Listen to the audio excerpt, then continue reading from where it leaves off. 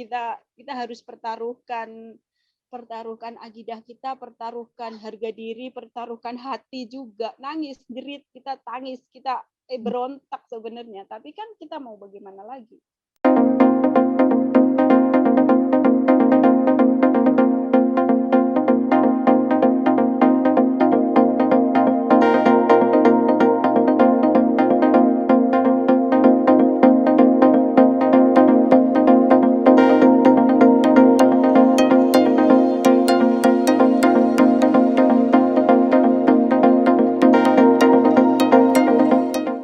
Halo teman-teman semua, selamat datang kembali di Indonesian Abroad. Perkenalkan, nama saya Wiwik Astawa. Saya adalah host atau pemandu channel ini. Kali ini saya akan bersama dengan seorang tokoh atau narasumber yang sudah kami undang dalam acara bincang tokoh atau interview. Semoga video ini berguna buat banyak orang. Tonton terus dan dapatkan manfaatnya.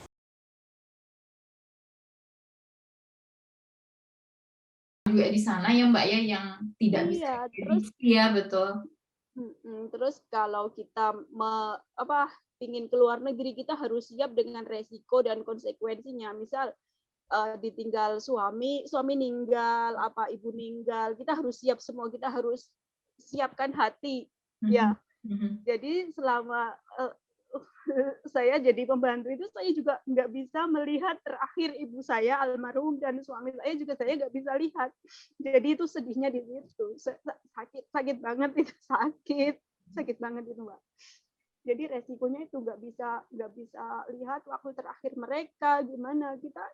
Tujuan kita di sini cuma kerja, cari nafkah buat mereka, buat merubah nasib lah istilahnya, merubah biar kita nggak susahan, biar kita nggak apa, tapi kadang-kadang itu nasib baik belum berpihak. Jadi sering mungkin karena nggak tegaan ya, atau nggak tahu lah,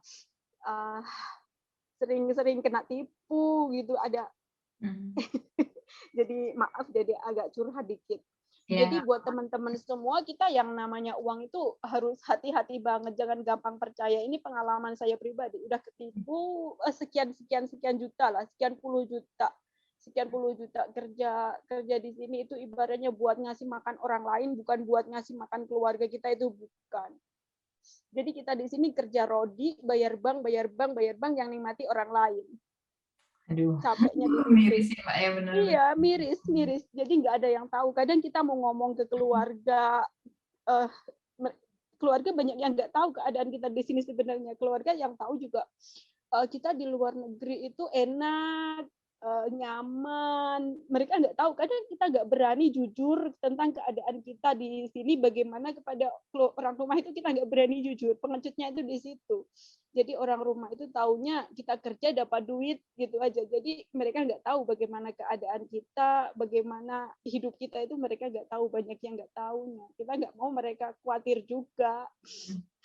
Ini pengalaman pribadi. Kalau sekarang agent itu boleh memilih ya Mbak? Maksudnya kan tadi Mbak bilang kalau sekarang ada lebih bagus kebijakannya, dari TKW-nya ini bisa milih majikan ya kalau sekarang Mbak?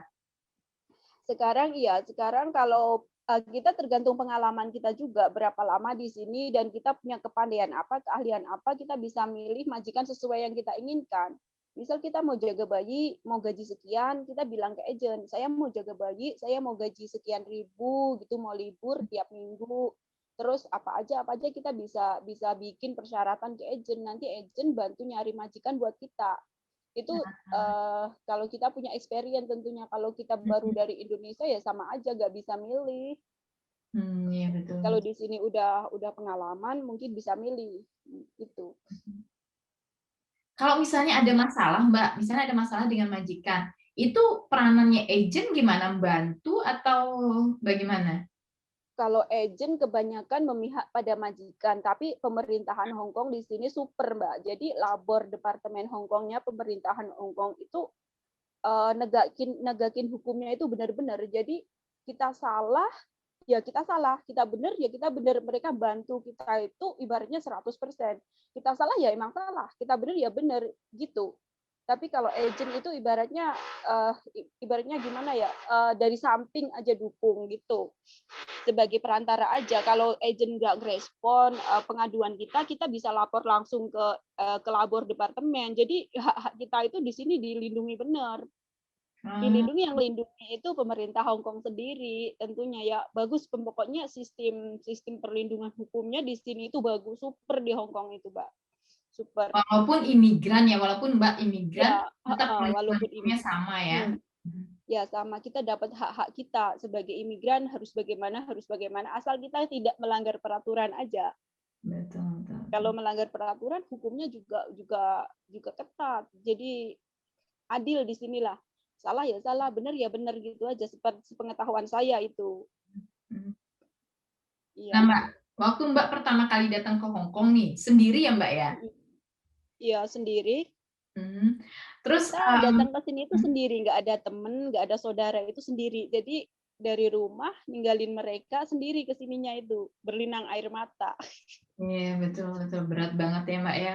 Iya, ninggalin sampai di mereka. Hong Kong juga belum tahu majikannya seperti apa ya Mbak ya. Iya, Yang kita harus apa risikonya besar ya, benar. Iya, kita belum bisa ngomong, belum bisa masak, belum bisa kerja, istilahnya kan harus adaptasi. Tiap hari itu harus ibaratnya itu masuk ke kandang singa lah ibaratnya.